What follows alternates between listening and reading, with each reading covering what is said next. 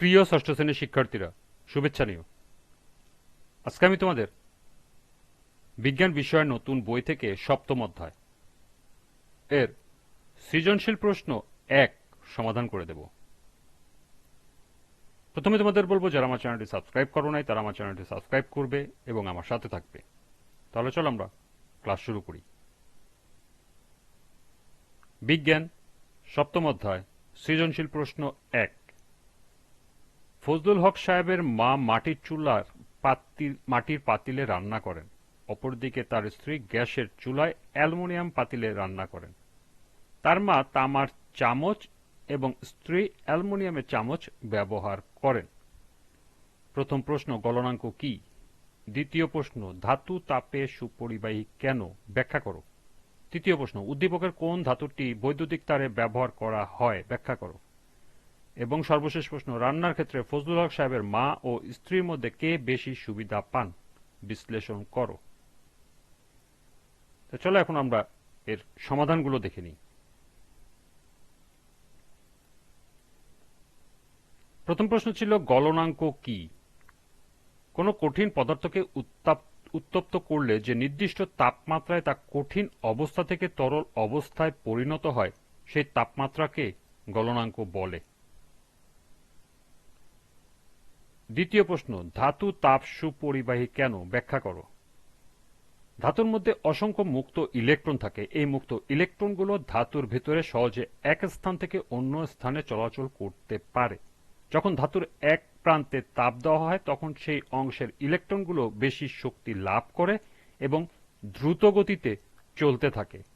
এই দ্রুতগতির ইলেকট্রনগুলো পাশের ইলেকট্রন ও পরমাণুর সাথে সংঘর্ষ করে তাদের কাছে শক্তি বা তাপ পৌঁছে দেয়। ফলে তাপ খুব দ্রুত ধাতুর এক প্রান্ত থেকে অন্য প্রান্তে ছড়িয়ে পড়ে। তাই ধাতুর মধ্যে মুক্ত ইলেকট্রনের উপস্থিতি ও তাদের দ্রুতগতির কারণে ধাতু তাপের ভালো সুপরিবাহী। তৃতীয় প্রশ্ন ছিল, উদ্দীপকের কোন ধাতুটি বৈদ্যুতিক তারে ব্যবহার করা হয়? ব্যাখ্যা করো। উদ্দীপকের উল্লেখিত ধাতুগুলোর মধ্যে তামা বৈদ্যুতিক তার তৈরিতে ব্যবহৃত হয়। তামার ভিতরে অনেক মুক্ত ইলেকট্রন থাকে এবং এই ইলেকট্রনগুলো সহজে চলাচল করতে পারে।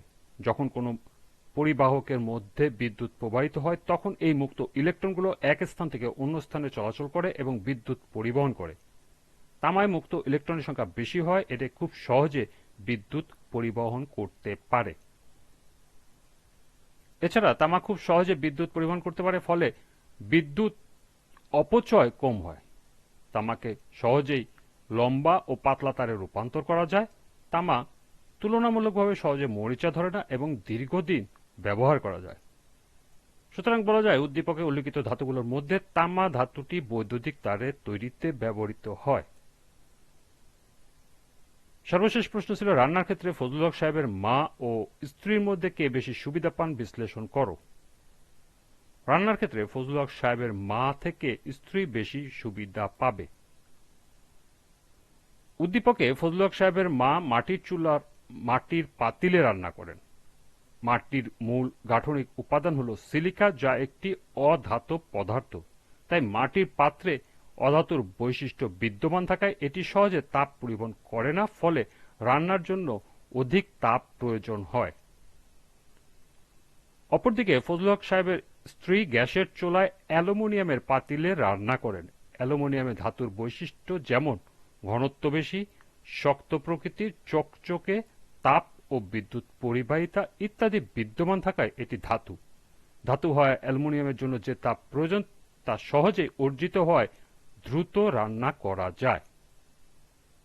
সুতরাং বলা যায়, রান্নার ক্ষেত্রে ফজলুল হক সাহেবের স্ত্রী তার মায়ের চেয়ে বেশি সুবিধা পাবে।